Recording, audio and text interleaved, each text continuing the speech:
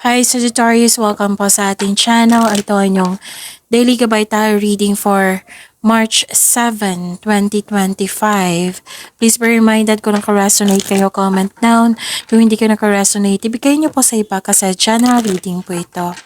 This is for you Sagittarius ngayong March 7, 2025.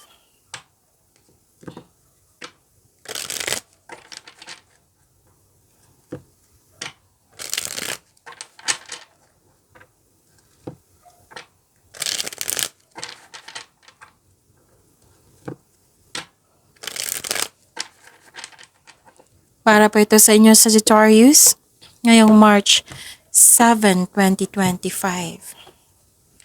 Maraming salamat po sa inyong patuloy na suporta at maraming salamat din po sa mga hindi nag-skip ng ads.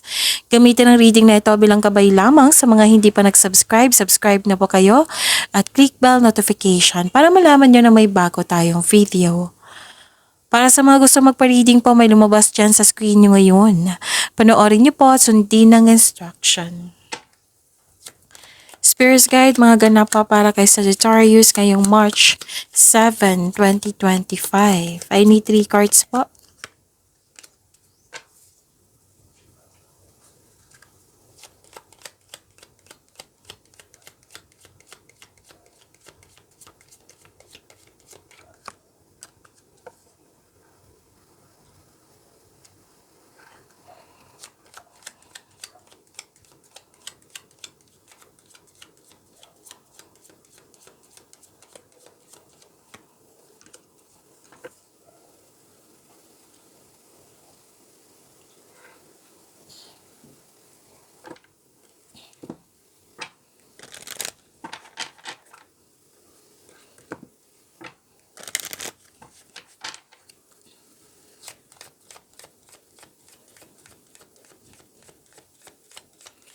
Spirit Guide, mga mensahe pa para kay Sagittarius ngayong March 7, 2025.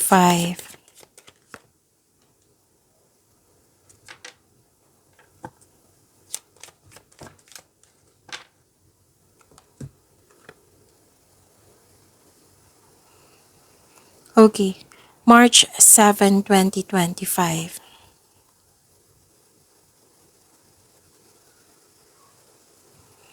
Nakikita ko dito na may mensahe ang card niyo po dito sa Sagittarius. Take care of your health, take care of yourself. Sabi po ng card niyo po. Pwedeng hindi maganda ang pakiramdam niyo the other day, na-stress kayo, anxiety ba, or hindi maganda yung pakiramdam or napipikatan. Now, nagkaroon ng recovery. So, claim niyo po itong recovery na ito, Sagittarius. Nakita ko dito, nag-meditate kayo, nag-take time kayo sa nature, nag-grounding, may nakita rin akong grupo ng tao na very supportive sa'yo, nagkaroon ng spiritual growth and personal development. Magkakatanggap kayo ng good news. Wow! So, claim niyo po ito. May change for the better. May paglilipat sa malayong lugar. Pwede din itong news na ito sinabi mo sa grupo ng tao at nagulat sila.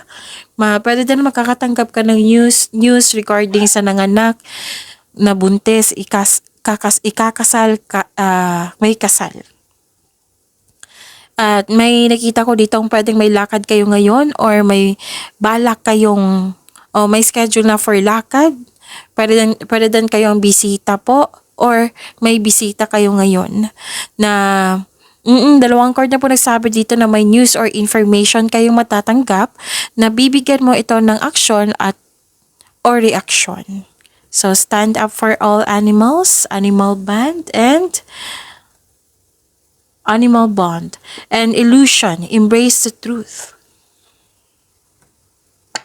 Spirit Guide, ano po yung energy ni Sagittarius ngayong March 7, 2025?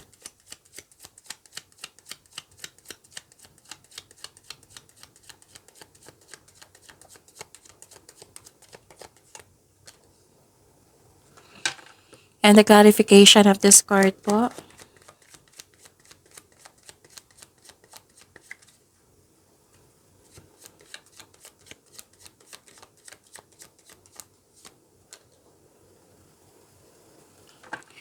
Kung may narinig kayo or may nakita kayong repeating message, meaning to say, pinupush ng cards nyo yan kasi yung ilan sa inyo, hindi pa binigyan ng atensyon. Na kung maaari din po, bigyan nyo po ng solusyon at aksyon. Remember, Sagittarius, at the end of the day, alam mo na ikaw lang taong may kakayahan at responsable na gumawa ng sarili mong katotohanan at kinabukasan. So, ano yung energy ni Sagittarius? Nakikita ko dito na nagkaroon po ng hanging on the past. Pero may healing na dito. Oo, may nakita lang akong healing. Nakita ko rin dito na hinahayaan mo ang isang sitwasyon na matapos. So this is the clarification of your card here na may recovery. Nag-clarify siya dito. So remind yourself na let go and move forward. Kasi kung kakapit ka pa sa nakaraan, yan yung pumipigil sa paglitaw ng isang bagong simula. Tapos may dumating na opportunity, huwag nyo daw ipagpaliban kasi itong opportunity na ito, magbibigay ito ng kasaganaan sa iyo.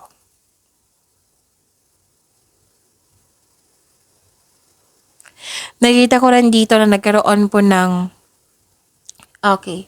So, please know that you are divinely guided. Maaring nagbigay ito ng signs sa pamagitan ng isang tao or kaibigan na maaring makatulong sa struggle mo ngayon. Kaya have patience as the universe goes to work to bring your desires into reality. So, seek balance and create a calm atmosphere. May masungit na tao dito, oh. Pero nag-decide ka dito na habaan yung pasensya mo. Spirit Guide, Career and Money po ni Sagittarius ngayong March 7, 2025.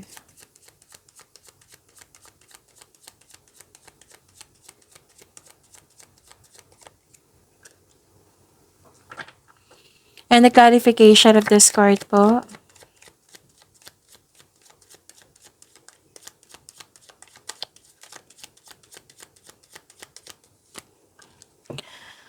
Okay. Maraming salamat po sa patuloy na tiwala sa suporta sa ating channel at maraming salamat din po sa mga hindi nag-skip ng ads. So sa career and money niyo po, may nakita ko ditong tuto sa inyong desisyon na feeling mo kinokontrol ka ng mga taong ito para hindi masunod yung plano mo sa buhay.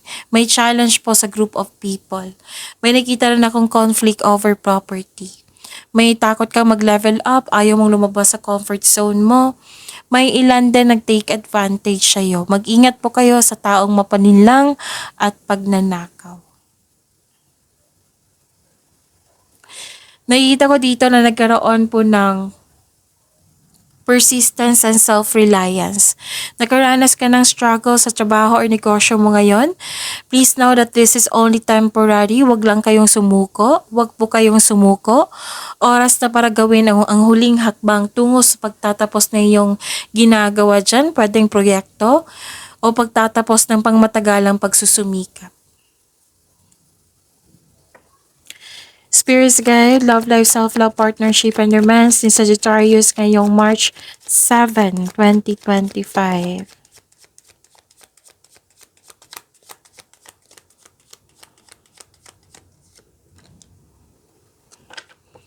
And the clarification of this card po.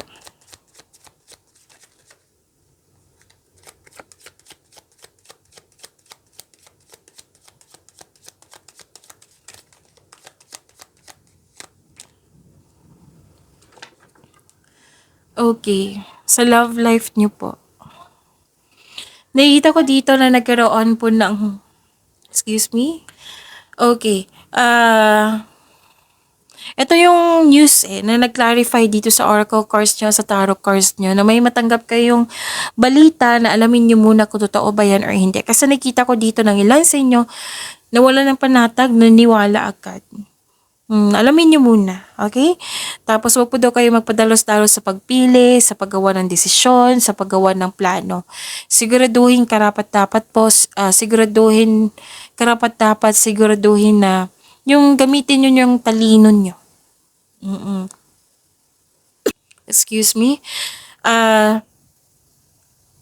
May tao dito na isang bata, pwedeng taong kumikilos na parang bata, yung nagrereklamo siya sa kanyang responsibilidad na instead bibigyan niya ng aksyon, mas nauna pa yung reklamo. Kakausapin mo to.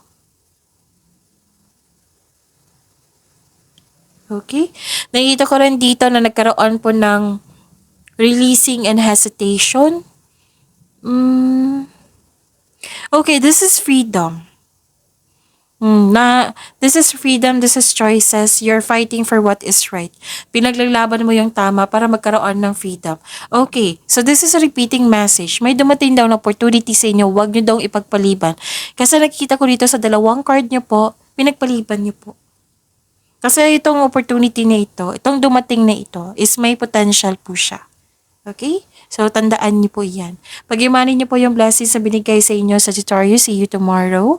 Please like, subscribe, and click the button for notification para updated po kayo sa daily tarot reading natin. Maraming salamat po.